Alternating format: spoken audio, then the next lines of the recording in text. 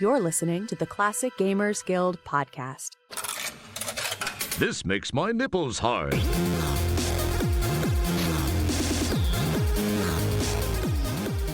Hey there, thank you for joining us for this episode. Today, Paul and I are going to revisit a subject that was talked about on episode, believe it or not, guys, episode 50 of the podcast, way back in, okay, get this, 2019, because this podcast has been going for a while, and I bet you're dying to know what it is, and you're quickly Googling what was episode 50. You just need to know. Well, I'll tell you, it's Blade Runner, because I had never played it. And okay, I'm going to say the reason I'd never played it, because I just sussed out this mystery with my dad literally 2 days ago, because we have the guide, like not the guide, but the instruction manual for this game. And I say to my dad, hey, Dad, didn't we have this game when I was younger? I don't really remember it. And he's like, no, I don't think so. Anyways, yesterday, I'm having dinner and my dad's like, okay, we did have the game. And what happened was it was on multiple CDs and we were just in the middle of upgrading our computer. We couldn't get it to run properly. We sort of got it to run. We upgraded the computer and then something happened and we lost track of it and we just never played it.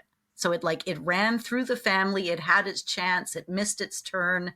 And then we missed it completely. So all I was left is the relic of a book. And my dad said he actually traded the box and the game in ages and ages ago, probably for Diablo or something.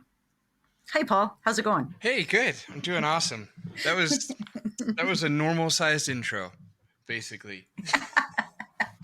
And you didn't even make fun of me. This is good. Until after. No, very nice. That was a lovely little tale. I was ready to jump in and give your dad a voice, but it would have been kind of like an old man offensive kind of thing. And I don't want to do that to him. He's probably a good guy. So probably. Well, it depends on if he's a replicant or not. Are we going to do that all episode? Because I don't... Well, it's relevant because when you play this game, you actually don't know. You don't know who's a replicant. You don't know who isn't a replicant. And just because you played the game last week, you play it again this week, you still don't necessarily know. And that's kind of a cool thing about this game. It is. It ties into the movie, to the book as well, to the entire theme of Blade Runner, just tremendously well. It's the more I dive into this game, the more I really think about it. It's one of the more just genius acts in gaming in general, how they pulled this off and how they integrated the ideas of and themes of the movie or into the book is incredible. I don't know. I okay, hold on. Let's back up a little bit. I think we're bringing some nervous energy into this. How's everybody doing? Great.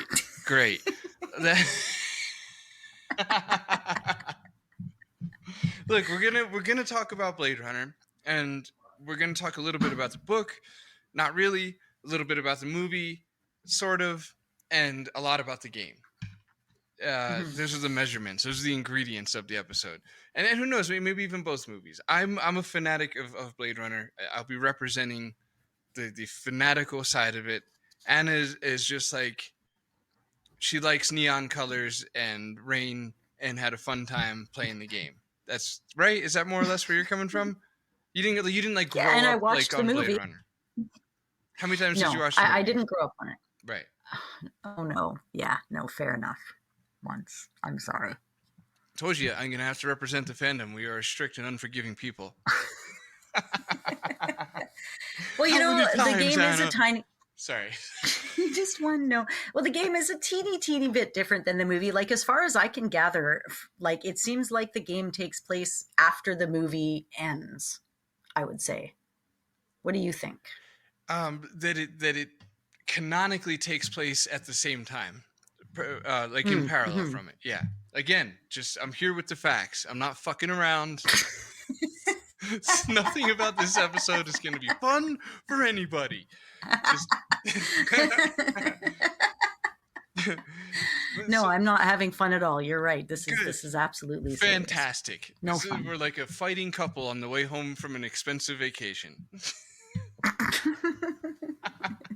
A very expensive, like how, I don't even know. Do you know what the budget was for this game? Because it's freaking beautiful. Like there's a lot of rooms where you don't even have to do anything. You're just literally running through it and it is beautiful. You want to stop, you're in awe, you're looking around, you're just like, whoa, how did they do this? It is absolutely, it's such a good looking game that I would say it looks like for it still holds up is all I'm trying to say. There's by the way, does. we're not going to be covering the remaster very much because neither of us played it No. or have experience with it. I've only heard like all the train wreck like details surrounding its development, and like I know better than to be harsh on the devs without knowing their side of the story or anything going on. All I'll say, and this is a dickish thing to say, it's my only thing to say on it, so I gotta say the thing. I don't know how they took on the project without first confirming that they would have access to the source material of the game. And from what I understood during the development of the remaster, like at some point, like they realized they weren't going to be able to get it. And it's just like, really? Like you didn't make sure that you could get the source files before you started? Like how did that happen? I don't know how that, but I don't know their side of the story. Maybe they were told that they would. Like there's plenty of circumstances to which they come out making me look foolish for even beginning to talk shit. But let's be honest, it's fun to be gossipy. So long story short, the remaster was a bit of a train wreck. It did come out, but we're not going to cover it because we didn't play it. And I guess my other point that got me into this is that this game didn't need one. It holds up really, really well. Like it looks like an indie studio's level of 3D game art right now. You know, like AAA is on another level. Like all your Red Deads and Spider-Mans, like that's like the what would you say, like the forefront of where we're at right now with like 3D art and everything. But like indie studios, when they're doing 3D, like it doesn't look a lot better than this. And this was put up, I think, slightly before Grim Fandango. It was, and I just found out the budget of it was $10 million, and I don't know what the budget of the remake was, but I have a feeling it wasn't $10 million. Wow. No, absolutely not. I'm not sure they even had a budget. I don't know. Yeah. All right. Anyway, I don't, because now I'm just going to start feeling bad and retracting on everything I said about the remaster. But I don't know. I'm sure they're great. They're probably great people. I'm doubting whether I want to keep any of this in the episode at this point in time. Yeah, and everybody says, well, then why did we just listen to it? Or did they? Was it in there? It was, because oh shit, you know what, you guys did hear that because I just remembered it's Tuesday and we have to immediately release this episode. Look, I may have been a little harsh back there, okay? Let me do a politician-like backpedal on everything. I don't know who that past guy was. Frankly, he was hangry. Since then, I've had a few saltines. I'm feeling a lot better. It was my Ambien, whatever. Back to the game. So, Anna, tell me your first experience with the game, which you played this week. Right.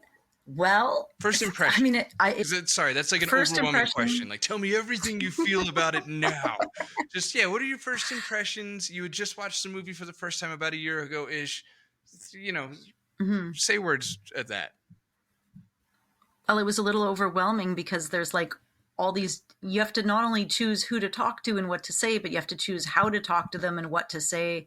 There was a lot of like, not necessarily intuitive learning. Like you have to figure out how to question the replicants using the Voight-Kampf. You have to figure out how to work the machines where you're zeroing in, which by the way, I really liked that. You get to look at pictures of a screen that was say on a security camera and you get to zero in on what could be important details. And it's trippy because it'll turn the camera to show you stuff that's not actually in the picture. So you'll know you have it right when it starts doing this. It backs up and then it's like click, click, click, click, click. And you see it turn the image a little bit and you're like, oh, that's the sweet spot. So, I mean, it was overwhelming in the same way that I found the Gabriel Knight menu a little bit overwhelming. There was just sort of a lot for me to wrap my head around to understand the dynamics of how the game worked. But then I was really impressed with just basically the layout. It was a little bit like hard to find the hot spots. Like, even if you're running and doing the cheat where you're running your mouse all over the screen to try to make it light up in green, sometimes the hot spots were so tiny and detailed it was hard to find a little bit. Or like, I didn't know how to leave a room. I got so caught at the end because I couldn't figure out how to like leave and go where I was supposed to go after I did what I did at the end. Beautiful though, freaking beautiful. I was so excited to play it, and I put probably about 6.5 hours into going through it. And I can see I have to play it all over again because, as I'll get into as the episode goes on, I'm pretty sure I didn't necessarily get a good ending. Right. Well, I was telling Anna before we recorded that I regretted the circumstances surrounding this episode because I picked Blade Runner to do, and I was like, no matter how good the episode goes, I'm still gonna regret it. And the reason, and then I shut us up. I'm like, stop, we're talking about episode stuff. Let's save it for the thing. Now we're on the thing, and I'm saying the thing for the thing. The reason I regret it is because when we play games for episodes, it changes the way you engage with a game a little bit because it doesn't make it feel like homework because that's unfair. That's like too hard in the general direction that it is in, which is more obligational and less, I don't know, leisurely. But it's like I could sense when you were playing this game just from like you messaging me and stuff like that. I'm like, she's very overwhelmed by this game, and that's I really do feel like that's like a consequence, or I guess a more result of playing it in preparation for an episode, because I could see you like trying to track what's going on and like take notes and like have a timeline to talk about, and it's just not, it's not a great game for that because there's way too many different outcomes and circumstances and versions of gameplay, and we'll kind of get into how and why that exactly is, or better define that in a second. But anyways, yeah, it's a rough game to go into if you're trying to like lasso it, if you're trying to like get a grasp on it. It's really hard because it's constantly changing. There's really, as you realize, there's no, or as you said to me, there's no good like walkthroughs for it because there's so many different outcomes and everything like that. So it can be an overwhelming game if you're trying to like conquer it as opposed to just like wander through it. And I think it's probably the first open world adventure game as far as like legitimately nonlinear. Yeah, I guess it is actually, because you can, like, I'm trying to think, the like in a way, Conquest of the Longbow is a little bit non-linear, but not as much as Blade Runner. Right. And I saw, again, I guess to clarify for the listeners, what they basically did here was not like on a, you know, low level like system operating explanation kind of level, but the general idea, the spirit of what they did here was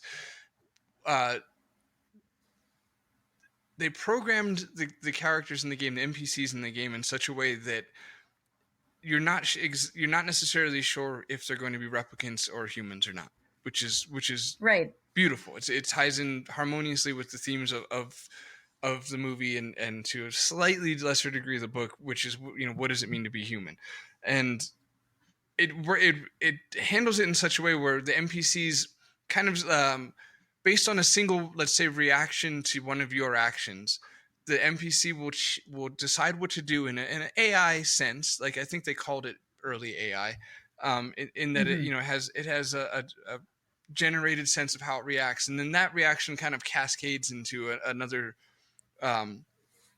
branch of possible reactions, and then that follows another branch, and you end up with this, whatever a matrix is, of different possibilities.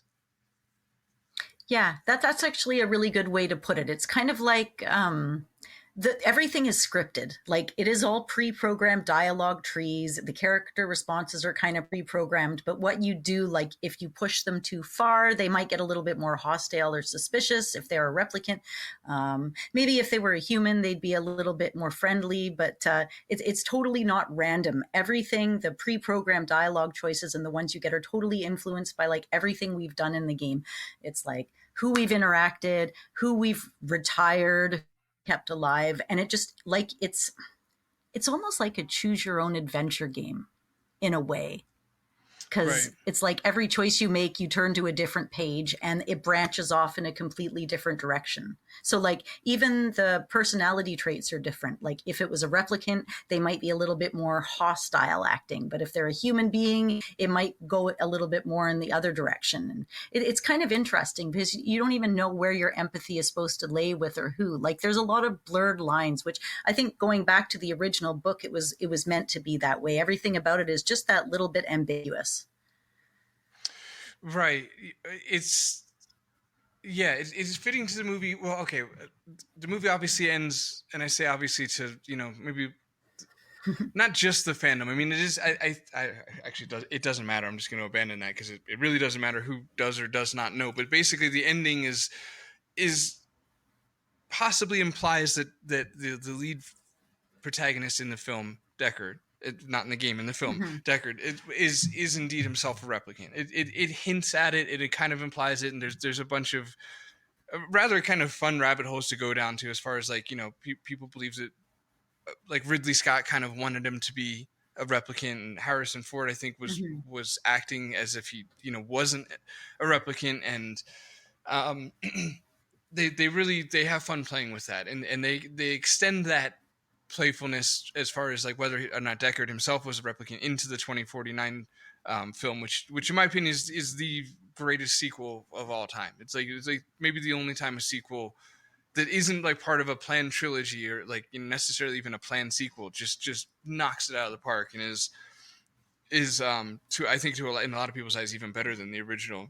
I would say maybe not quite that far, but it's an amazing film, and it carries on these themes. And the game, what I'm trying to say, sorry to tie it back into the game here with McCoy, who's the game's Deckard, also Mm-hmm. plays with that too by just straight up giving you different endings where he is or isn't a replicant, so you get to kind of experience what it might have looked like for him to for your whole gameplay for you yourself to have been a replicant, and then you could play the game again and you're genuinely not in that version of the gameplay, like not like implied or not like written to the story of the gameplay that you get. Sometimes your gameplay you will be a replicant and sometimes you won't. So I think that's really cool. It's a really nice way to like harmoniously intermingle the ideas of the film into the ideas of the game. Well, there's this time where you rattle a cage and you get a scorpion bite and you don't die, and there's that suspicious moment. And as far as I can see, I believe that seems to be the case no matter how many times you play it or any other factors. I'm pretty sure you always don't die when the scorpion bites you. Right. Have you encountered anything different than that, or is it always the same when you play it too? I don't know. I don't remember. Yeah, I'm Okay, not it's like on the dragonfly lady's countertop, there's this right. scorpion there and it stings you and you're like, ah, and then she's like, oh, you should be dead right now. And you're like, I'm not, but I feel kind of sick. And then that's it. And that's like the one kind of a feeling of, oh, who are you really? Like right there in the middle of the game. Right. Yeah, I don't remember not getting it. Like, so it's like, you know what I mean? I wouldn't be able to confirm like for sure. Like, no, I definitely didn't get it one of my playthroughs. I remember it happening, but I'm Mm-hmm. not sure. Yeah, I don't even know. I guess on a nerdier level, like, would a replicant not die from a scorpion bite? Because they are. I mean, great. Yeah, they are like androids, but it makes you wonder if. Yeah, they're superhuman, right? Kind of. Yeah, to what degree? Like, is that I guess that's the argument out of it, where it's like, well, replicant might have died too, but there's plenty of. I mean, that's the beauty Mm-hmm. of the ambiguous nature of that part in the game with the scorpion, where it's like you could kind of just argue, you could pick a side and argue for it or steelman it pretty easily. Mm-hmm. Um, but yeah, anyway, so it's a beautiful game. It was made in a really unique way at the time, right? It wasn't made with polygons, which is why it looks so good for 1997. Um, I think it still maintained just looks so good, kind of period.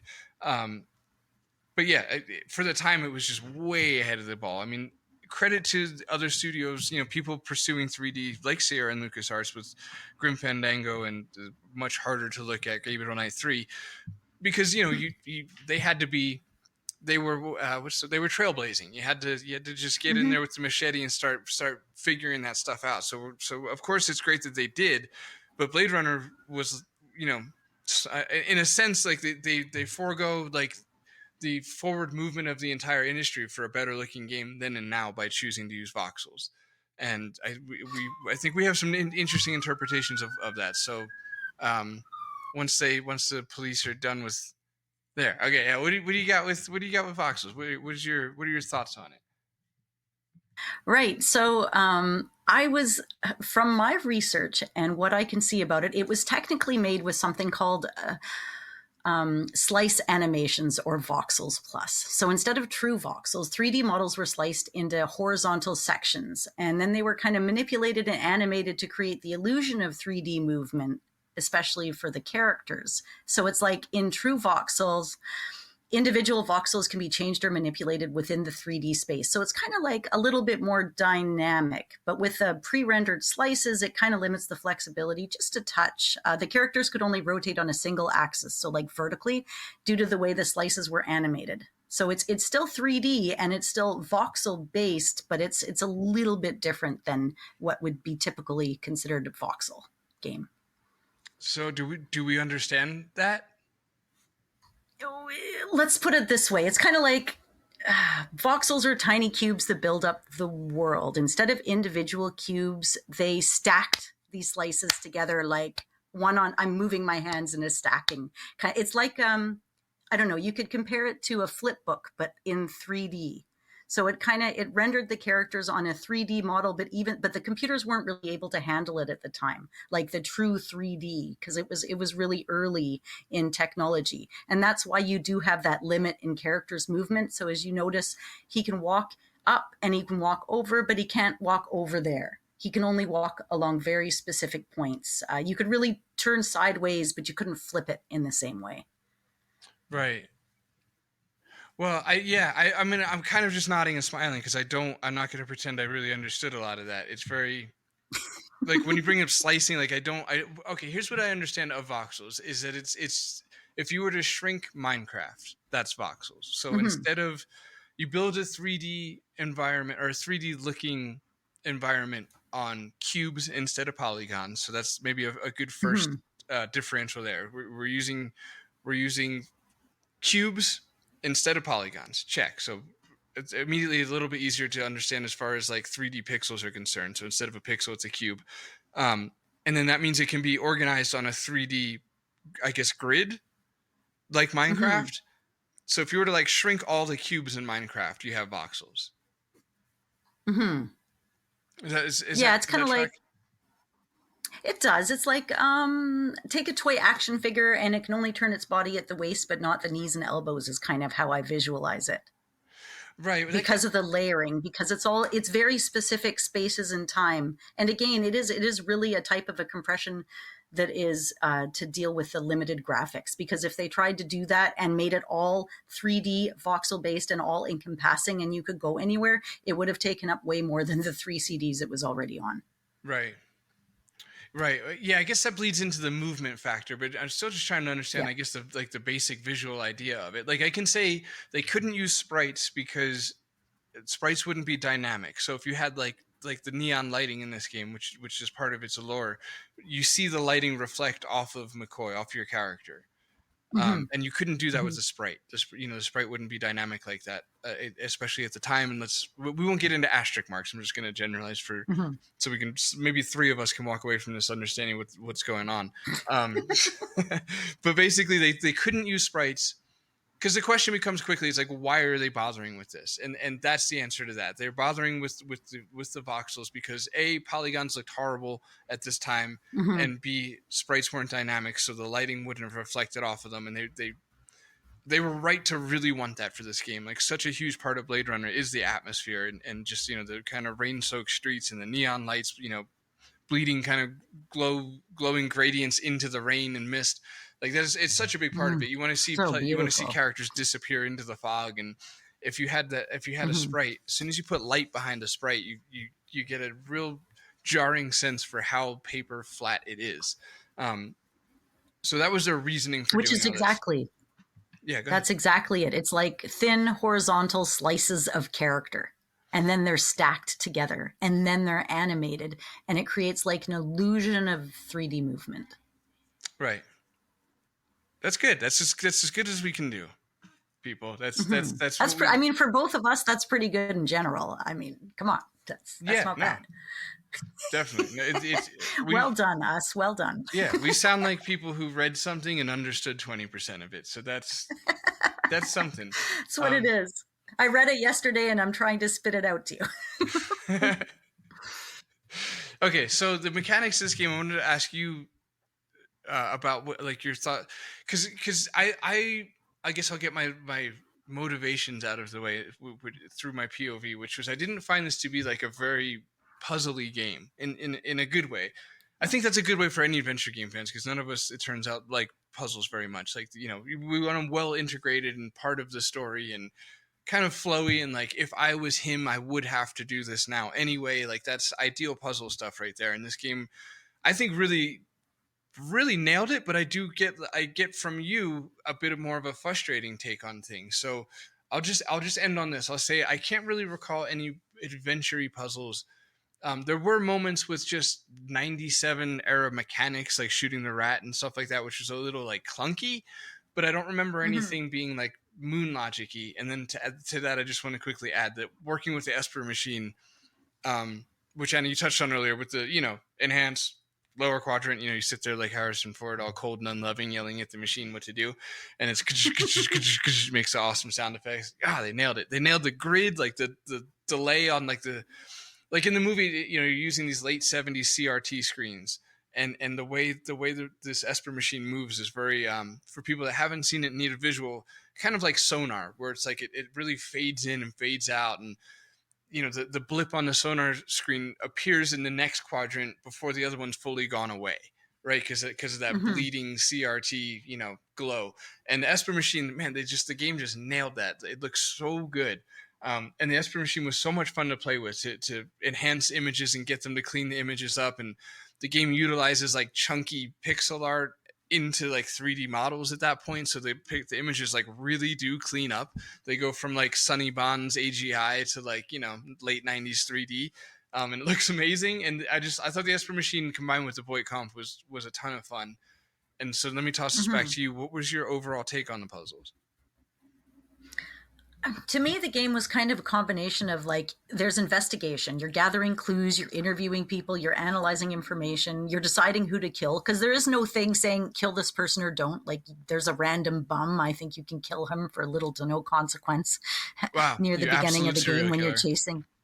Yeah, you totally can. Yeah, no, and it's this combination of that, the decision making, like I mentioned, the choose your own adventure style, like the choices you make in your conversation and what you choose to do, and then like that Voight Kampf test, which is kind of giving you more of a base of which direction to go and who's who in the game. Like, there's the guy underneath in the jail. I think he's the first one you can put the test to decide. And I think in my version that I was playing, he was a human, but it gives you an idea of how that works. There was no like, put the green light, make it blue, and then hook these wires up and then, you know, solve this. It's really so linear. It's so adaptable to each time you play, and the choices that you have make it feel like it's an open world where you can just do anything, because you can pull out your gun anywhere and potentially get shot too. I mean, it's not, you can choose to shoot the good guys, you can choose to shoot whoever the bad guys are, you can decide who the good guys are and the bad guys are. When we get more into it, I'll explain the decisions I made and how I ended up going in the game, which is absolutely not the way I would have. Okay, that's the other thing. If you don't know kind of what's going on and you're just floating through the game, kind of like I did, you don't know what your goal is or what you're trying to do, who you're supposed to kill, who you're supposed to keep alive, or how your choices are necessarily going to influence the game, which is where your second, third, and fourth playthrough is going to come in handy. Because although I did refer to the UHS hints and stuff, I didn't walk through to follow it, because I found, again, that the way that the game worked, it was pointless for me, because as soon as at the very beginning I made one decision one way, my walkthrough is different than everybody else's walkthrough. It's an entirely different game. And they even threw like random events or random things into the game just to, you know, mess you over. So it's really truly it's like, I've said it This is the fourth time now. It's like reading a choose your own adventure book. You can't just read it once and then get to the end and that's the end of the book. You have to read it a few times. I have like my save files are labeled like I killed this guy before I killed this guy, before I did this, before I had this conversation, Right. because it makes you want to go back and replay it over and over just to figure those little bits out, because you've missed so much. And when a game is this impressive and this beautiful, like at least for me, I kind of want to see all of it. I want to see all the little animations. I want to see all the different endings. I want to know what's going to happen because it's intriguing, right, Paul? It's a super intriguing game. Yeah, and I'm glad you said my name back there, Anna. I think that I think that your future playthroughs, even if they're metaphorical, are. You know me so well. I'm not sure that you would. I'm not sure that the game would lend a whole lot more clarity the second time through by design, and I think that this is one of the aspects, and I'm very glad that you framed everything that way, because it helps me begin to piece together what I want to say as far as the interwoven nature between what it means to be human and that theme into the game, where what the game does different than the movie, for anybody familiar with the movie but not the game, is that there's a lot of within the force itself, within the police force, there's corruption, and there's corruption. You're not exactly sure of your colleagues who is helping the replicants, who obviously have escaped the slave planet and are on Earth and running loose and killed a bunch of animals. By the way, the game starts in such a cool way. Right away.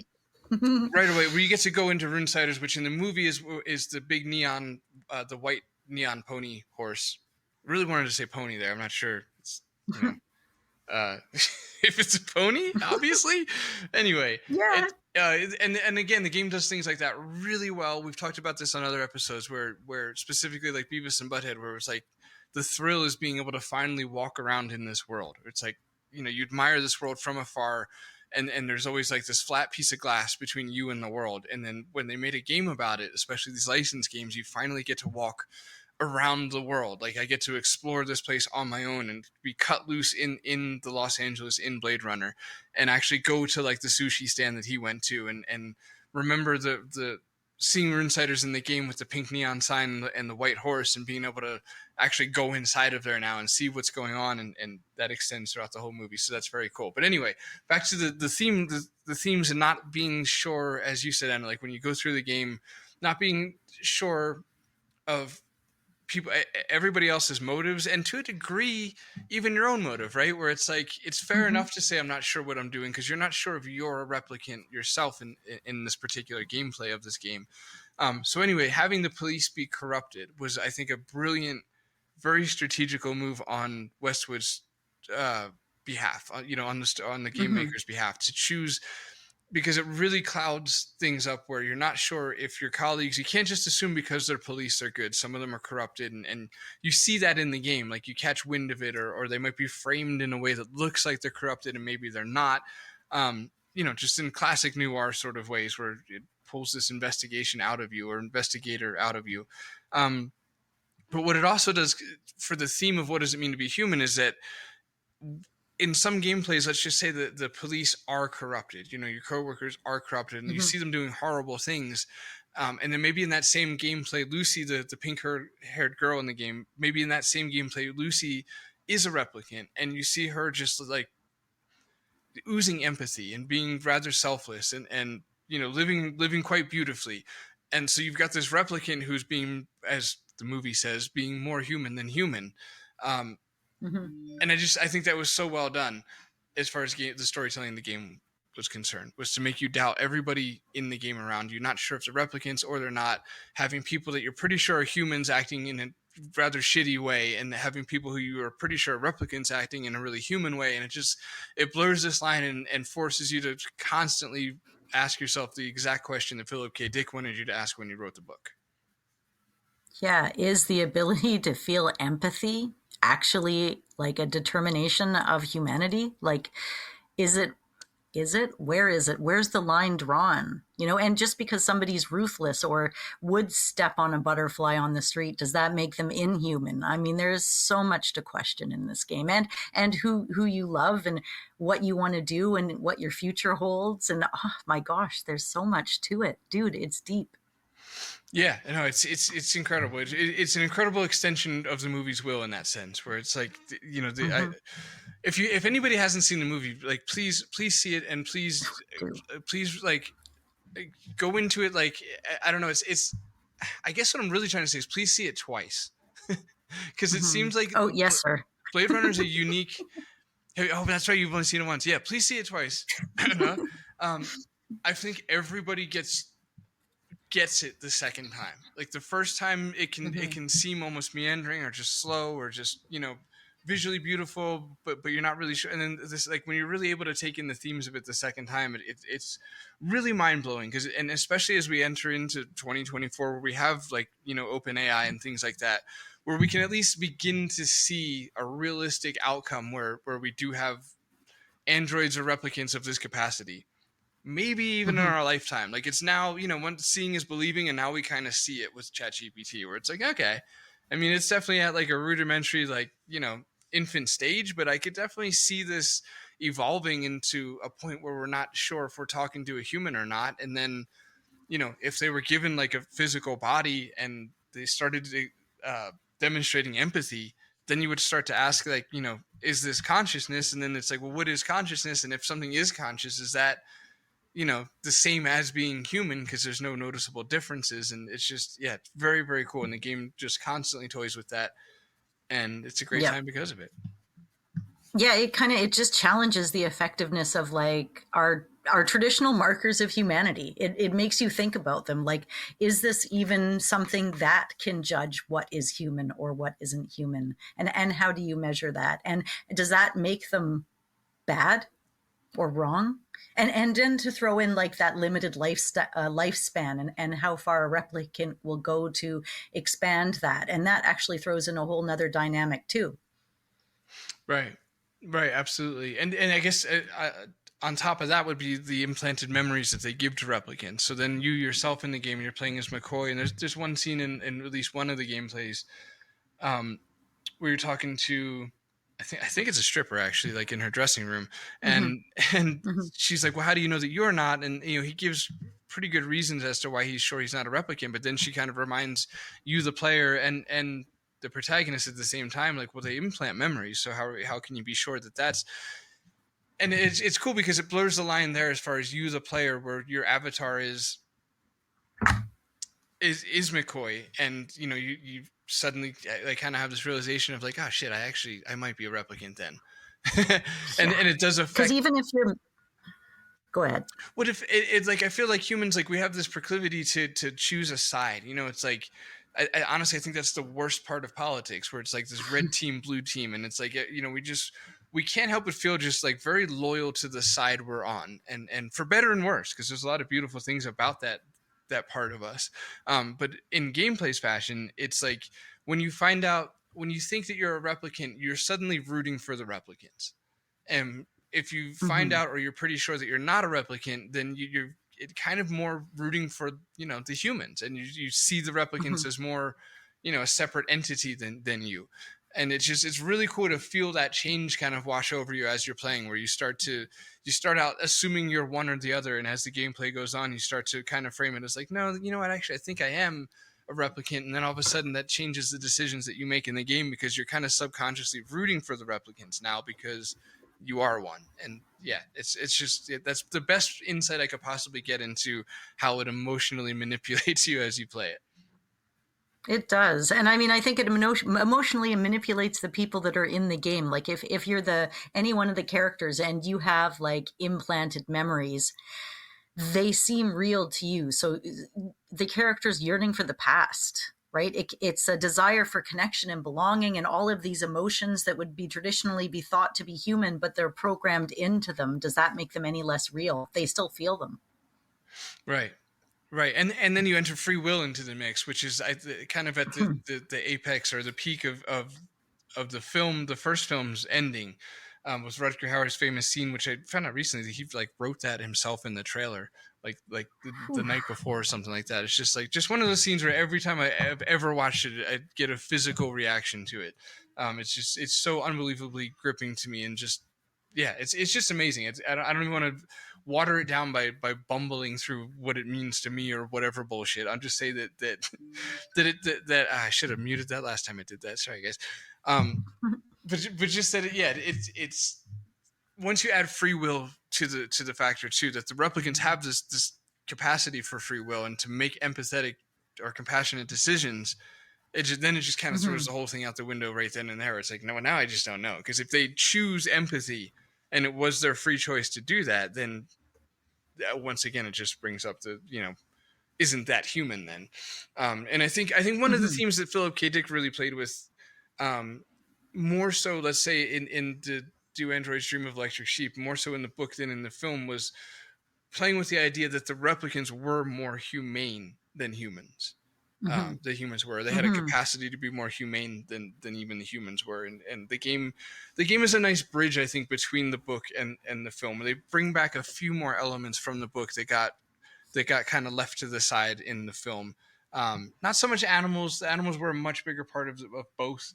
The animals in the book was there was a lot more emphasis on authentic, real animals.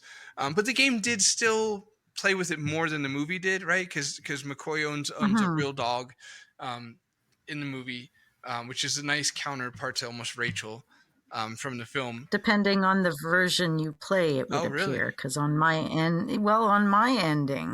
I mean, we can get into heavier spoilers at this point, but yeah, in my ending, I guess it was revealed that it wasn't a real dog because I ended up being a full replica sympathizer. Interesting. So, like, I ended up shooting Guzza and going off at the moon bus, but in the meantime, my dog was killed in the apartment. Okay, so you were not a replicant, but your dog was. Yeah, I mean, I might have been, but it appears that my dog was. Okay, yes, because at the end, they're like, "Oh, well, you're just one of them." Like when I had a confrontation with my other cop coworker there, she's like, before I dispatched her, she's like, no, your dog was just as much of a, whatever you are. You're not real. He's not real. She kind of said, well, I guess you're just one of them. Your dog was one of them. Because I think on one of the endings I saw when I was looking at some of the other endings a little bit online, I think the dog was still alive, but then they kind of like exploded or disappeared him and then was like, dog wasn't real anyways. But maybe in other versions your dog was entirely real and maybe even potentially was not dead in your apartment, I'm guessing. Right. No, that's definitely a possible outcome. See, and I forgot her name, the officer, it doesn't matter.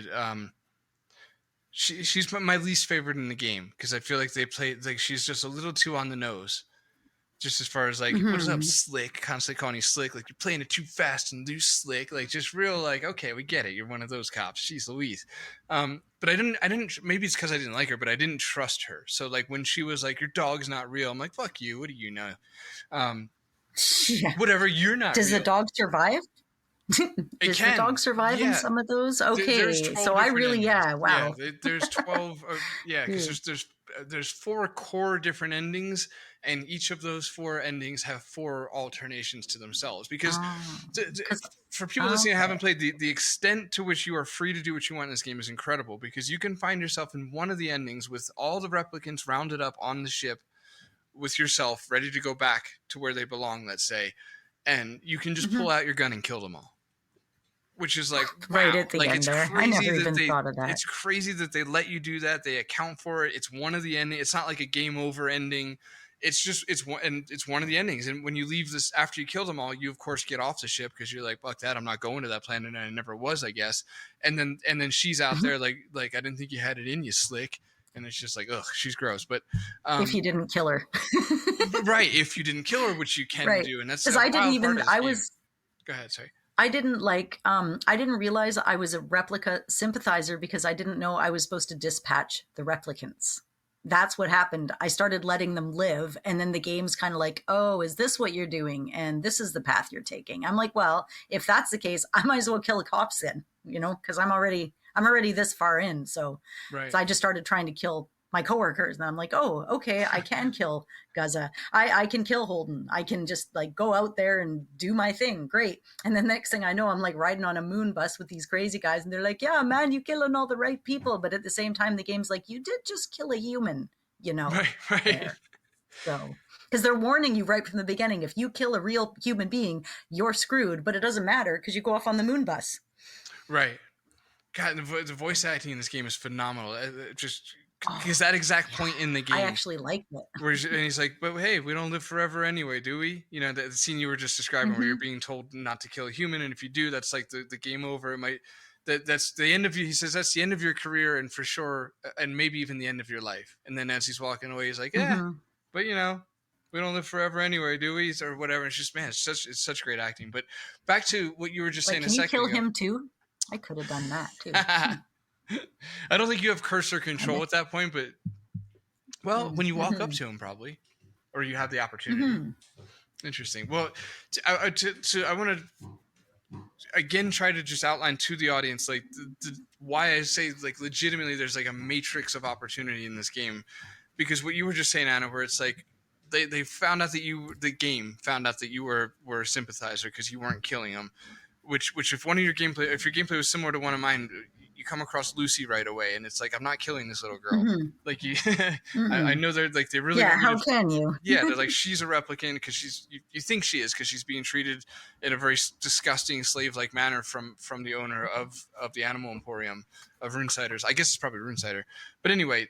So for me, like right off the bat, I was like a sympathizer because I'm like, I'm not killing Lucy. Which what you were saying, Anna, and to the listeners to understand the degree of like possibility in this is like the game will catch on that you're a sympathizer, that you're not shooting them, but within that gameplay, some of the NPCs have already taken their pass. So like one of your colleagues is already corrupted or not. So it's like now you have like, is she a sympathizer? Okay, she is sympathizing. Is this guy corrupted? Yes, he is. Did she give him the void comp? No, she didn't. It's like each one of those branches into a different route of gameplay. So it's just, yeah, it's phenomenal. I'm not sure there is another game, as you already said, and Longbow's probably the closest, but it's and in Longbow's defense, it was quite a few 6 or so years before this game came out, and 6 years was a long time, technologically speaking, in the 90s, right? Like we were making leaps and bounds almost every year at that point. So that is a huge disadvantage, in other words, because if you were to say 6 years ago, we did this Blade Runner episode 5 years ago, and it's like, dude, not a lot has happened from 2019 to 2024. Like my computer is from 2019, and there's nothing it can't run right now. Like, whereas if we had a 5.5-year-old computer in the 90s, there would be just a world of difference as far as performance and things like that. I don't know how I got off on that side tangent. But anyway. That's okay. I was trying to think of games that were similar and nothing then I would think what Night Trap is kind of like the neo-noir detective atmospheric game and you become a detective. But like, okay, there's like Disco Elysium, which is a RPG that you or I have not played, but I have heard a lot of people talking about it online. And it goes deep into philosophy. I always have trouble with that word, like philosophical themes. There's like identity, morality, and free will, and it's all that whole dystopian setting. And it kind of, I think, like as far as it being open-ended and lots of different directions it could take, if you have a look at that one online, I think that's about the closest. But again, when did that come out? 2019, dude. A lot later. Maybe, Deus Ex has interesting branching narratives. It's again in the RPG world, right? But that is an older game. I think it was from even the 90s or early 2000s, and it's got a lot of morals that end up shaping the story, is what I remember about that. But It's not exactly the same. No, because they're RPGs. Get them out of here. Unbelievable. I'm trying to have a nice conversation here. But in the adventure game world, like I said, I don't think there is really anything else quite like that I know of at all. Yeah. No, agreed. I don't. To that degree, it's not an underrated game, but it seems like a game that doesn't come up on the radars a lot, and I guess maybe that there is a gatekeeping inheritance from it being an IP, from it being Blade Runner. So it's like if you haven't seen Blade Runner, you'd probably be slightly averse to it, where it's like I don't know that world, I don't know that thing, so I'm not gonna. And then if you did see I am Blade glad Runner, I watched the movie first. right, you need that some sort of maybe I guess connection. It can feel like gatekept, where it's like, I don't want to just jump into it that way. Maybe I should see the movie first, then you put that off, and then you put off playing the game. Or there's plenty of people who saw the movie and didn't like it, to which I'll say, as I said 5 years ago, you're wrong for not liking it.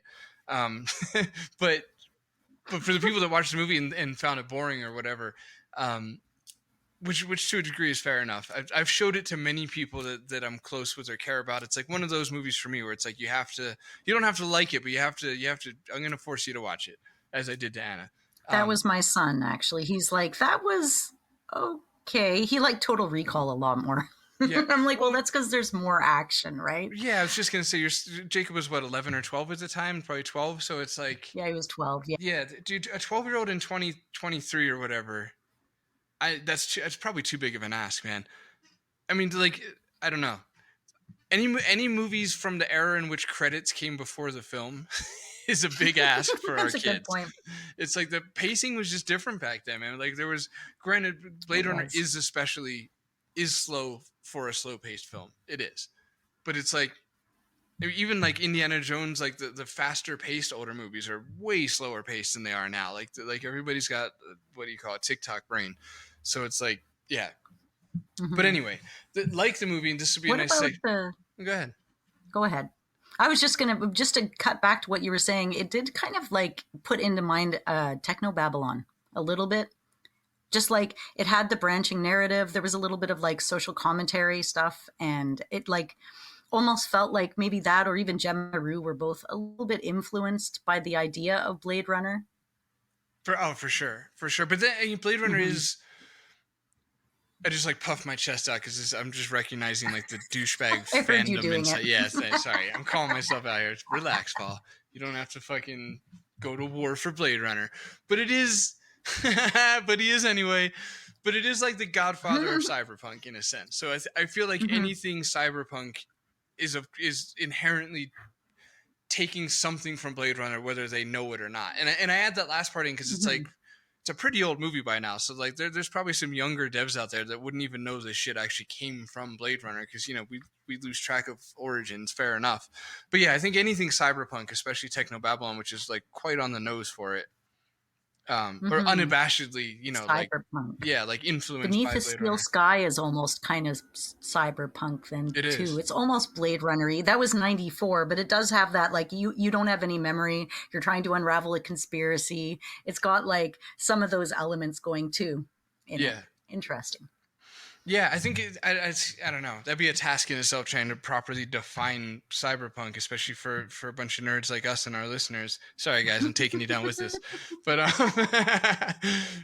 but it's like, and I think it's a mixture of like dystopian, post-apocalyptic dystopian, like futures and a polarization between that and the technology that exists. Where it's like.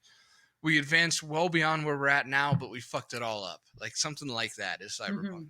Because it's not always like post-apocalyptic. It's usually dystopian, at least in its politics. But, look at like Techno Babylon, for example. It's not like you get the idea in Blade Runner that this world is really like taped together. It's falling apart. It's becoming uninhabitable. It's becoming pretty dystopian. Techno Babylon goes more the route that a lot of cyberpunk films and media does, where it's a lot more polished and pristine. Virtuaverse does this as well, where it's very polished and pristine and clean and the future you'd imagine to match the technology, but they still bring dystopian elements in through maybe it's like politics.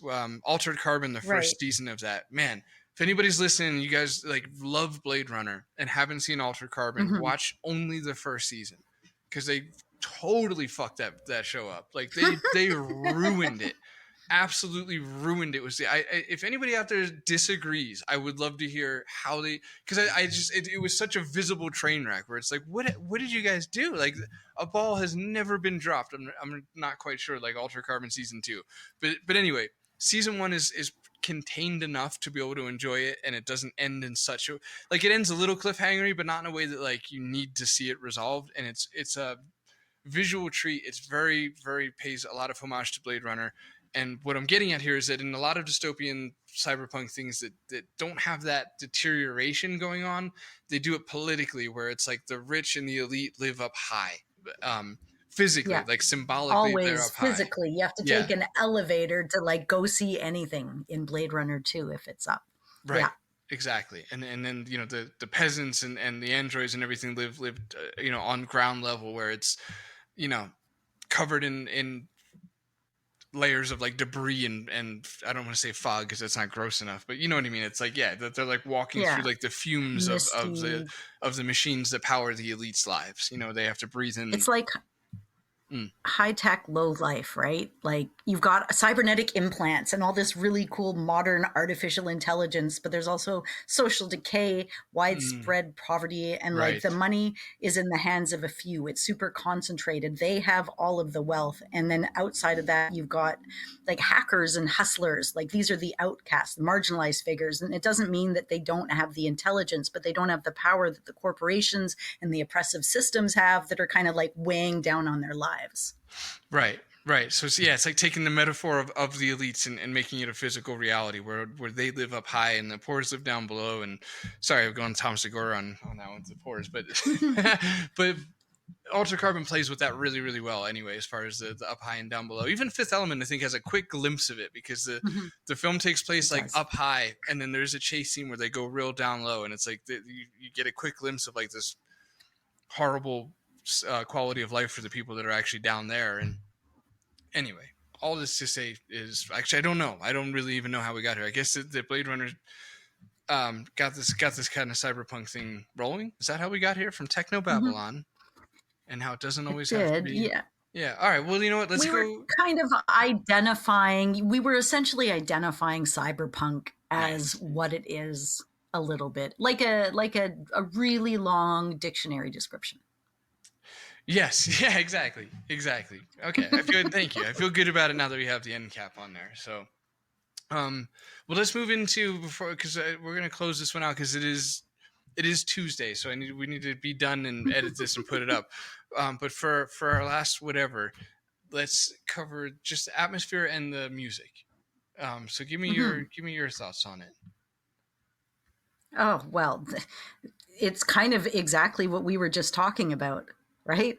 I mean, all of the dark lights, the neon lights, it's almost like it's a bit of disconcerting, right? You're in Los Angeles. It's the future. Well, I think it was set in 2019, actually, it was the future at the time. It was always nighttime. It was always dark. You have this like urban landscape that was really run down. So the apartments were kind of messed up. There was overflowing trash, like everywhere you went. The street lights, they're flickering. To me, the whole game felt like society was just about to collapse. Like structures are down, like even in the underground sewage, you're going through scenes where stuff is down on the ground and you're crawling up and through things. And yeah, I mean, that combined with the soundtrack, which by the way, it had this like really oppressive atmosphere throughout all of it. Like you knew there was a lot of oppression. Like when you were talking to the girl about if she was serving cheese, right? And she's like, oh, no. Oh, no, I wouldn't do anything like that. And then later you got to go back to her and you're like, you know what? I'm pretty sure the cheese is coming from you. And you think about how seriously the game is taking the cheese and how she's worried she's going to get killed. And he's like, you know what? You should probably take something a little bit less risky than cheese. That's the environment right there. That's some serious stuff. You're not in an easy world. People are kind of fearing for their lives all the time, but taking big chances because they have to, because they need to survive. Right. And that reminds me of a previously brought up segment here that I kind of abandoned, which was that the implementation of animals into the game. And I was saying earlier in this episode that the game bridges a bit of a gap between the book, which was very centric towards authentic animals being like a social status, to where the movie just barely touches on it. Kind of play. Yeah, with the snake, right? Like, oh, I can't have a real one because she's like, this is just, I just need to do this for my act, right? Right, exactly. So the movie I would say, pays respect to the notion of the animals, and then otherwise leaves it alone. And then the game is somewhere in between, where I believe that the cheese would be an example in itself of the the kind of like the reverence and the hierarchy in which real animals stand in this world, where just something real, the reverence is paid to something real, to an actual real animal in this world of plastic and androids, and for a real animal to produce real cheese, is again just a really deeply layered writing in this game, where it's like straight down to the nature of cheese, where once you tie that back to being from an animal, and animals being extremely rare Super commodities. scarce. Yeah, exactly. Then so with cheese, and all of a sudden, so now you're in like this future where, like you said, it's like being taken so seriously, but cheese is like this black market commodity, or luxury, I guess, more so. And it's just, it's really cool how it runs all the way down into it. Because in the movie, it was just like owls, wasn't it? Like, other than that snake and a brief reference, there was like, I don't know, in the game, it almost feels like they've devalued organic life in a way, especially like just through the animals. Like, it blurs the lines between artificial and real, and makes it so that how is it important, but then you realize how much animals affect our everyday lives every day. Like, for example, without a bumblebee, we don't even know how to pollinate or do half the stuff they do. We don't even know how to make honey. We just don't know.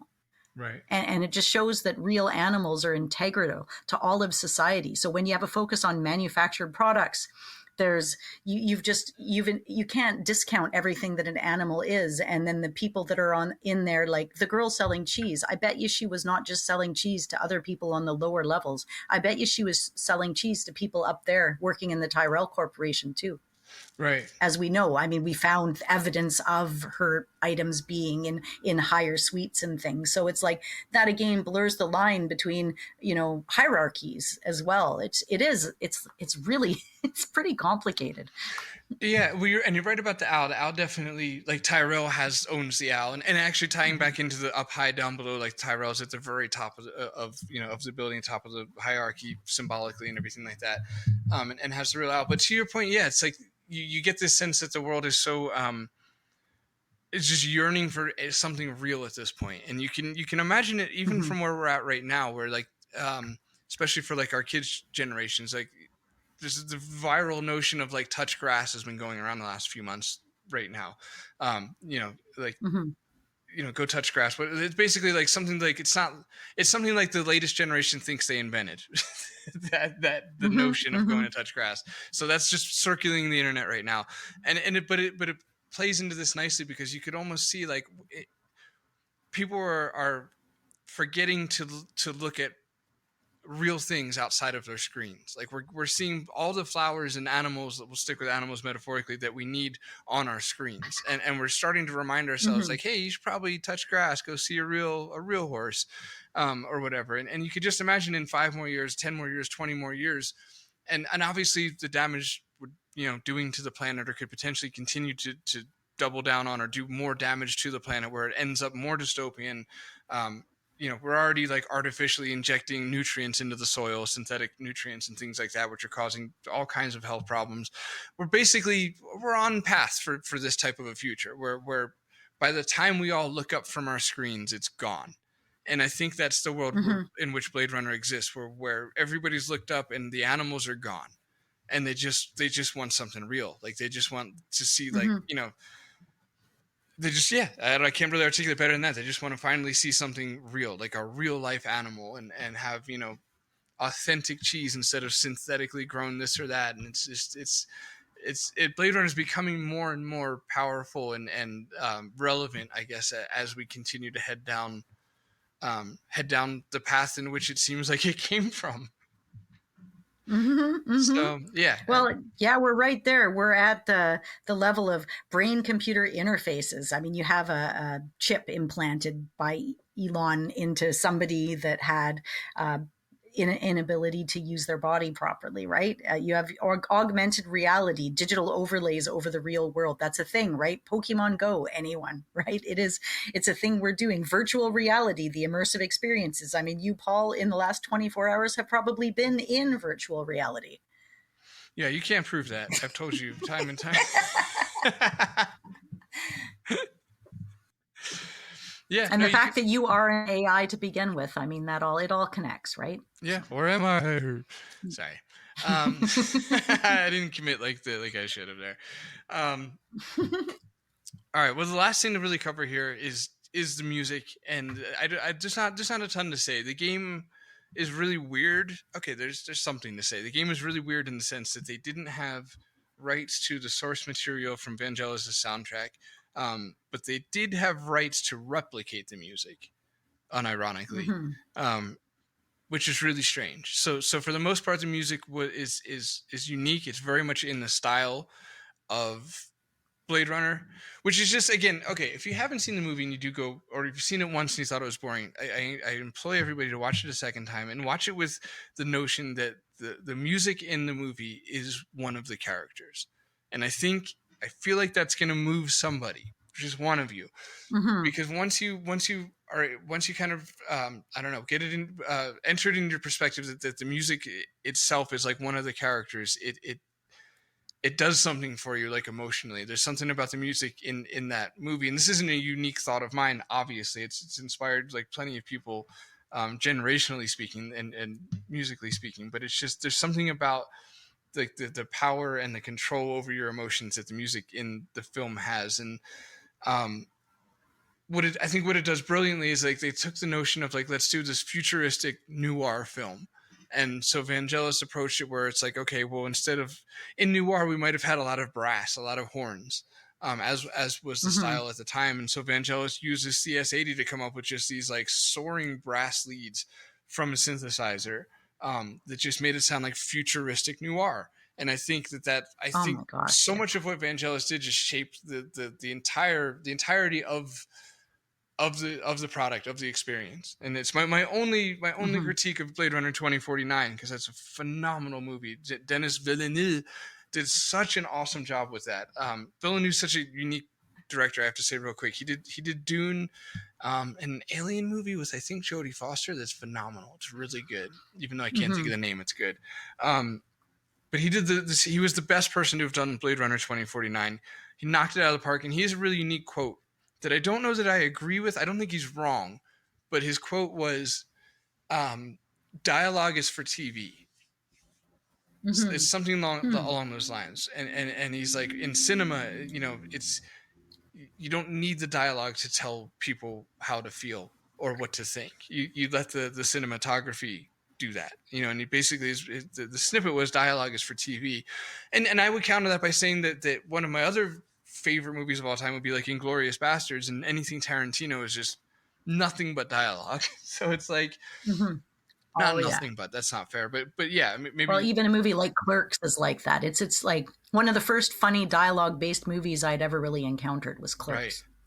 Right. No, that's an awesome point too. Right. And it's just like, yeah, anything bantery, like, I love that kind of shit. So it's like, Mm-hmm. yeah, from Villeneuve's point of view, it's he's not wrong, and that's maybe just a whole another rabbit hole to talk about with your friends over dinner tonight. Like, is dialogue for TV? But Villeneuve, I guess what I'm saying is why he's not wrong is because he walks the walk. Where in Blade Runner 2049, and I'm just gonna assume from what I've heard and seen of Dune, without having seen it yet, um, he doesn't need dialogue. He speaks thousands of words without saying anything, just by looking at his landscapes and letting scenes linger and letting the music play. And anyway, all this Well, circles the back. ambient noise too. The rain, the traffic noise, the Right. flickering neon scenes, the grimy reality of Los Angeles. I mean, even outside the music, those sound effects draw you in too. Right. Right. Like Villeneuve, he'll change from hot to cold. I don't want to say palettes, but scenes, and just, you'll go from like this desolation of like you know, there's like these giant like statues in the sand where all you see is like the foot, like this high heels coming through the sand. And then you step into the next scene, which is completely just cold and blue and 90-degree angles. And it's like, it changes how you feel without anybody saying anything. Mhm. You kind of know that you're probably where this film's Tyrell is. I forgot Jared Leto's character's name, but anyway, just, yeah, that's just, I guess, a small snippet of an example of what you can do as far as making people feel things. And then you throw music on top of it, which again, Vangelis just killed. And that brings me all the way back to 5 minutes ago when I was going to say my only critique of 2049 was I didn't like them using Hans Zimmer for that. Like, Hans Zimmer's brilliant and everything, but it's just like, I don't know, there's something about that choice that just irks me. And he didn't even do a bad job. He didn't crush it. So that gives me a small window to criticize it. And I'm taking it because it's just like, maybe it just feels like against the spirit of it to have used somebody as overused, frankly, as Hans Zimmer is. But who knows? I mean, Hans Zimmer was very likely heavily inspired by him, and really maybe his whole life he just wanted to do a Blade Runner movie and he finally got to. So whatever, as long as everyone's happy. But back to the game, back to the music. They were not able to use the Blade Runner blues in this game, even though they do use Blade Runner blues in this game. They just had to recreate it themselves. And Right. And I just find that so strange. And this is my closing thought is there's a scene in the game overlooking the city where Blade Runner blues kicks in. And that song is just like, it did things that changed the course of my actual life, my admiration for that music, which made me choose, you know, career decisions and things like that. So I feel like I almost owe something to that specific piece.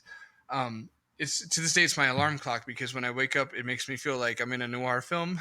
It's like you wake up to that and you just get this rainy, like, it was another cold day. See, looking to right, and just, yeah, it sets me into a playful mood for the day. But anyway, not that it's a particularly playful song, but when that song kicks in the game, it feels like a cameo, and that ties into my thoughts on the original Blade Runner film's soundtrack being a character in the movie. Because when Blade Runner Blues shows up in this game, you're just like, oh my god, like you get this almost excitement of like, I know him, like I know that character, you're the one from the other movie. And it's just very cool and very powerful, and the game's amazing.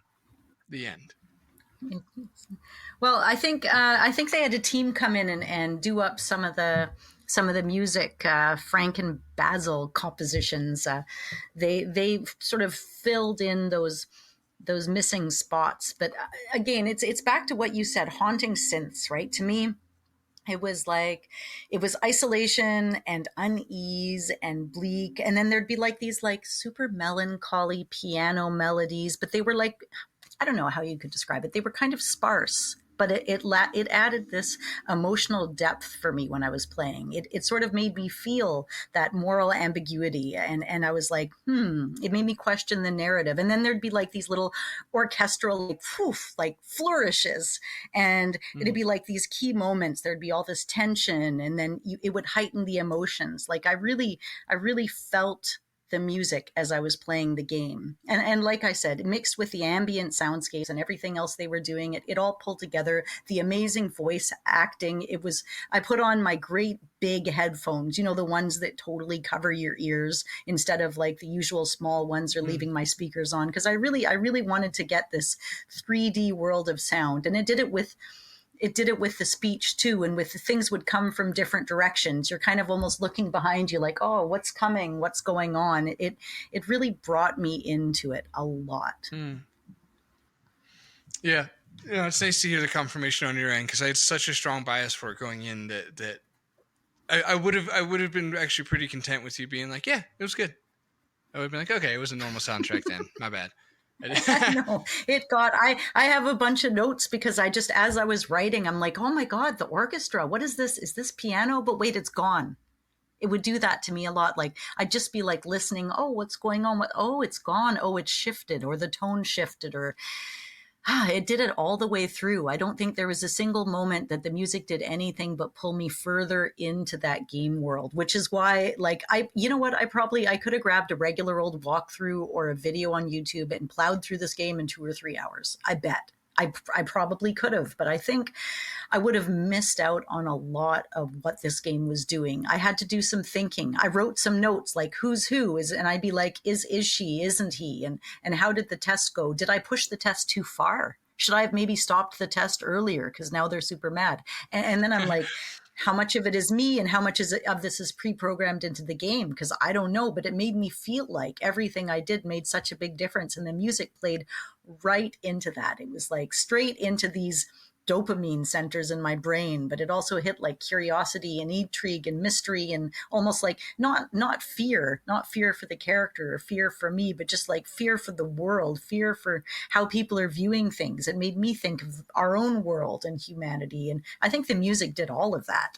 So it's a big freaking deal, dude.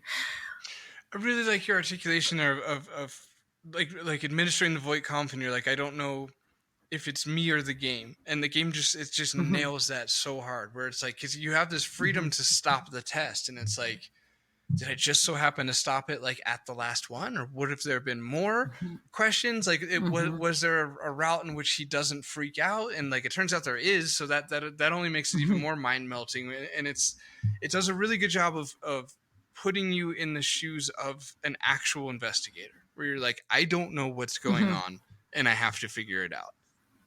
And it's like, what? That's exactly what. Which is why it's not a walkthrough game at all. Right. It is not. Like, it is not the same game. If you're just following along, then just watch the bloody video, man. Don't even bother. Don't. Like, there's no reason for it. Because I was so lost at so many different times, and that was a part of the gameplay too. Like, there's quite a few times where I just had to put it down and go walk around for a while and go, where do I go? What do I do? What choice do I make? Do I go back and restore because I did this? Right. Is this okay that I did this? Like, it made me think that stuff all the time. Right. I had that moment recently when I was playing beta testing one of Cosmic Void's Tachyon Dreams anthology, and I had to go to bed on one of the puzzles, and like, I felt like this knee-jerk reaction to get frustrated because it's just, I guess that's just human behavior. It's like, if you can't figure something out, especially immediately, like, I want it now, then it's like a little frustrating. But like, I really actually like learn to just like breathe and relax and like be comfortable being a little uncomfortable, because it brought back all kinds of like nostalgic feelings for adventure games, where it's like, this is weirdly enough part of the fun though. It's like laying in bed and being like, God, what did I do wrong? What do they want me to do? Do they want me to go here? Well, you know what? When I wake up tomorrow, here, I'm going to write a note in my phone real quick. When I wake up tomorrow, try the, it's like you find yourself like really giving it your care and attention and time, and like it takes over your life for those 24 hour or whatever hours, and then you wake up the next day and you try the thing, and of course if it worked you get an even bigger dopamine hit because you paid for it. And yeah, Blade Runner does that in a sense where it puts you in the position of, it's the most immersive detective adventure game I think that there is. Where you are a detective, you feel like a detective, you're investigating, you genuinely don't know what's going to happen next, what you're necessarily supposed to do, and I mean that literally, because it's like what you're supposed to do probably varies, morally speaking, on whether or not you're a replicant or not. Because again, to my point earlier was like, we pick sides and we defend our own and things like that, where it's like, if you find out you're a replicant, then what you're supposed to do maybe isn't to kill your own. So it's like, you really are trying to figure out not only what to do, but like, who are the players in the game? Are they replicants? Are they not? Are they corrupted? Are they not? And you have to actually be an investigator to get through this game. And so for anybody that wants an authentic detective experience in an adventure game, I don't think there's anything close to this one. There is not. No, it's good. And two, save your game before you have any interactions. Try killing people. Try not killing people. Try talking to them. Like, there are so many reasons to just put your finger in a page and see what happens on page 71. And like, since we already spoiled this ending, because don't worry, like there's 9 more, guys. But since we've decided to take 1 or 2 sacrificially for the purpose of the episode, Anna, you said that you shot Clovis during his Gaza? Oh, and yeah. Oh, okay, wait. Okay. Which one was it? Gaza?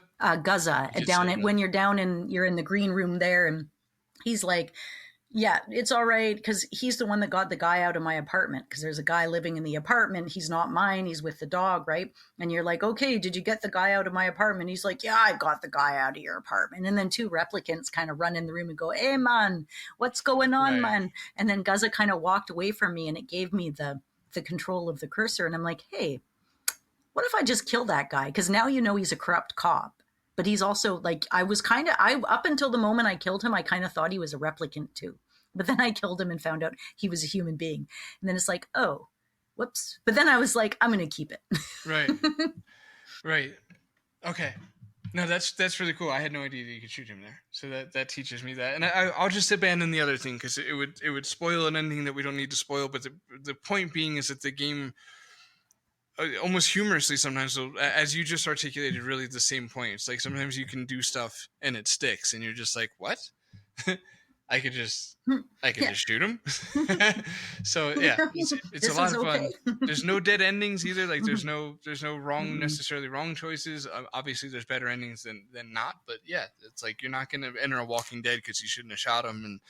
And yeah, I don't know what to critique about this game. The movements of the characters are late 90s weird.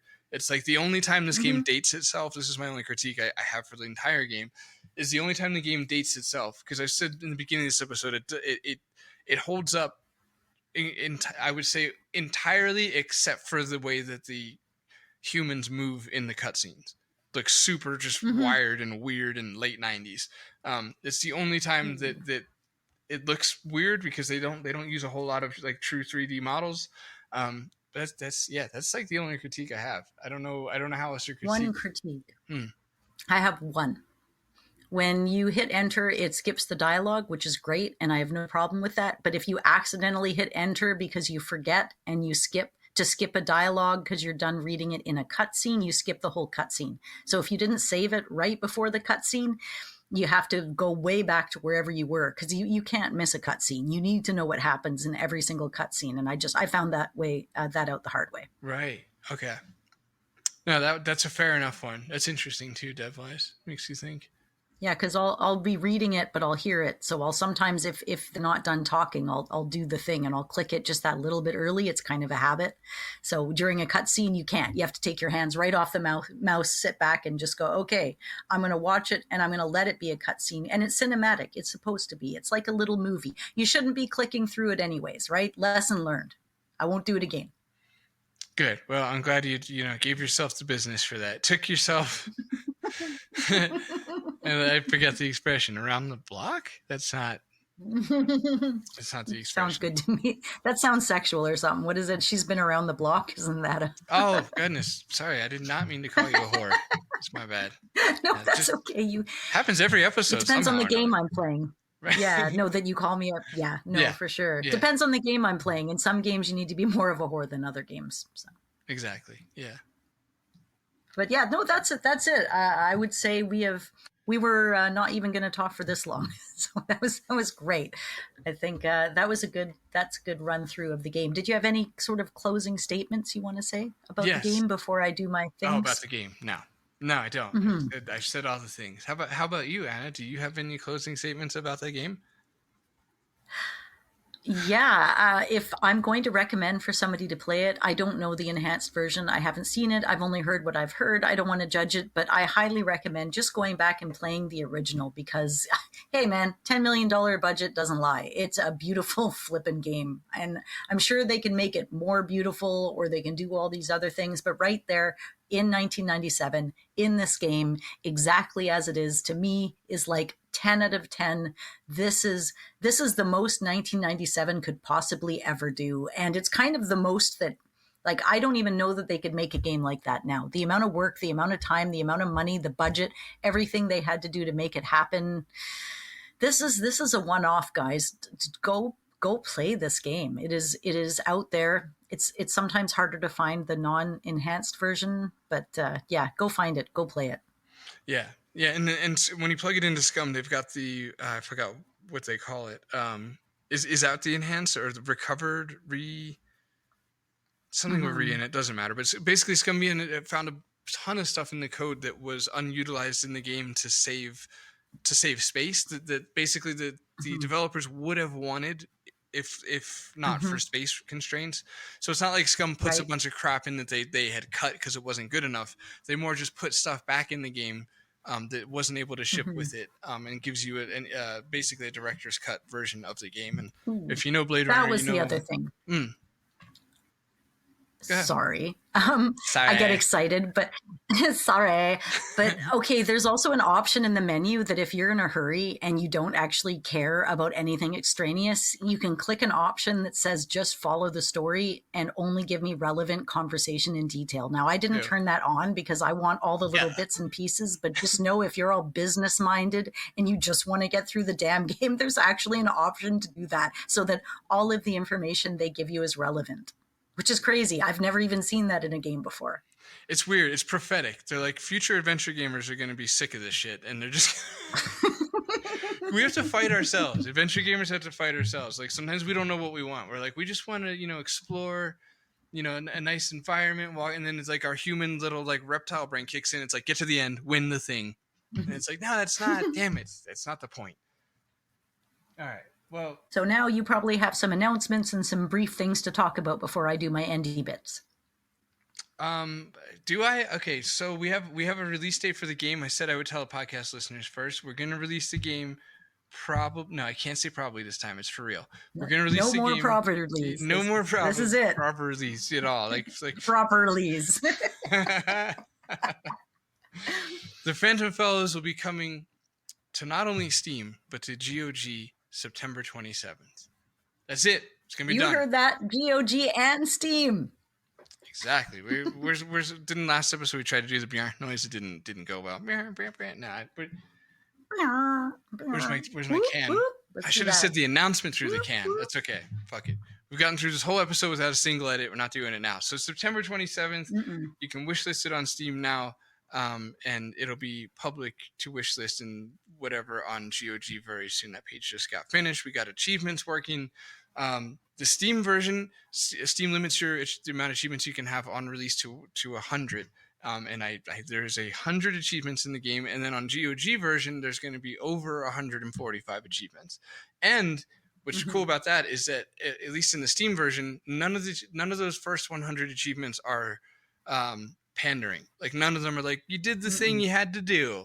So it's like 100 different just hidden, different degrees of hidden, but yeah, optional things, alternate solutions, Easter eggs, just 100 weird ass little tiny things you could find, references, all that fun stuff. And then GOG will have even more. GOG has probably like 10 or 15.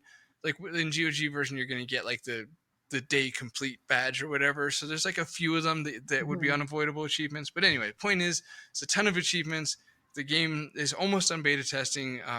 Everything's looking good. Morale is high from the reviews and things we're hearing from people that are playing it. It's a big old game if you play it to get through it, which means like, sticking just using Oliver.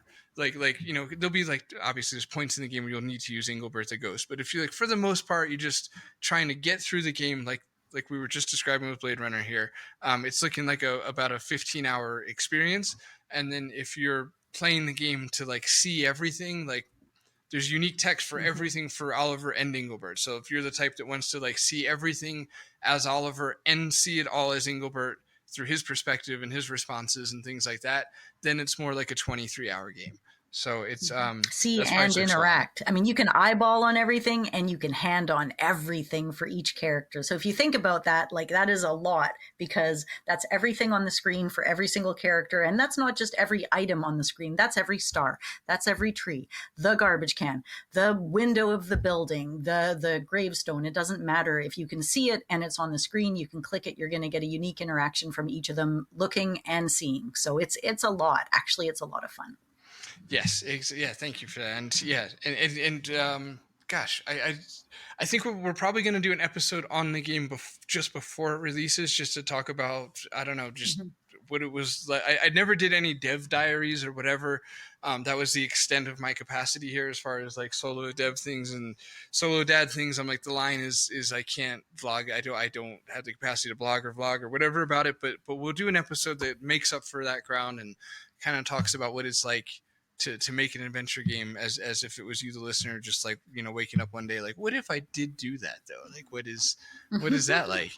So we'll cover that and more about the game then. So that's that. The other announcement before I hand off to Anna to do our little ending is we're going to be at the Adventure Game Fanfare July 26th through probably 9th, whatever 3 days is. And it's in Tacoma, Washington. I'm not sure if there's tickets left. Doesn't matter. Everybody listening probably already knows. If you're going and you listen to the podcast, please come and say hi to us. That would be super cool, just to say hello to people and know, you know, who all is listening to our nonsense, and we'll have fun, and we'll see you there. And we probably also Anna and I are going to be on panels. I'm hosting a Pixar panel. Anna's doing 2 herself. All this will be like live streams, so we'll be linking that up. It's going to be a ton of fun. And all that really to say is that this is probably going to be our last episode until August. So we're most likely going to be taking, you're only going to miss one episode. In other words, so basically instead of putting one out in 2 weeks from now when we'd more or less be there, we're going to probably just go ahead and skip that one. Because we both have a lot to basically do and prepare for just being there itself, because we're not just showing up as guests or whatever because of the panels and all that. So yeah, this is going to be our last episode. We're doing a summer break. That's a neat little way to put it. We're taking a summer break, and we will see you there. And I think that's all I have to say. Quick thank you to Chad Armstrong, because I think you still listen. Like, why do you still? No, thank you to Chad Armstrong for getting me through 2 incredibly difficult weeks with porting my game to not only Steam and Steam and GOG, but the Mac port, and getting achievements to work. It's been a lot, like in the trenches, like a lot, like it's borderline traumatizing. I'm never updating AGS again. I just want everything to work now in the next games, because it was that hard. I don't want to ever figure this stuff out again. But I wouldn't have got there without Chad Armstrong, and just a huge thank you to him.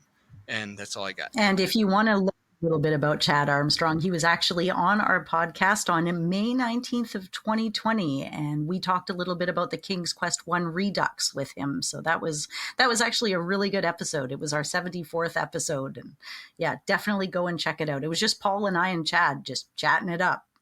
Yeah, that was fun. Yeah, and you can check out his you can check out the King's Quest 1 Redux on edenwaith.com.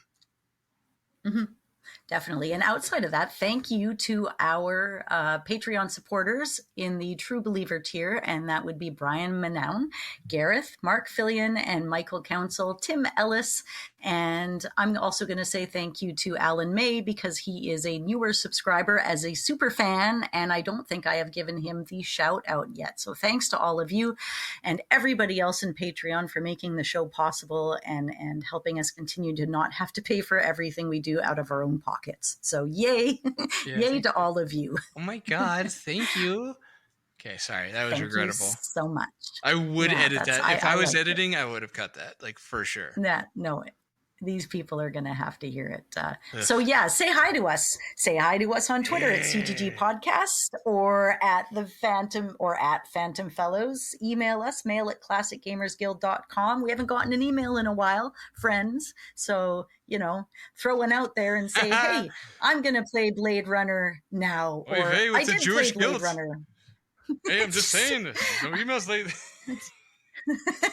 Find us on Facebook. We're a page, we're a group, Classic Gamers Guild. We're also on Instagram and YouTube as CGG Podcast. So YouTube, amazingly enough, gets a couple of views. I think we got 19 on our last episode. So thanks. Really appreciate you guys making it out there. And thanks for listening. You just do whatever you want to do is the way. But of all those things, don't do a murder.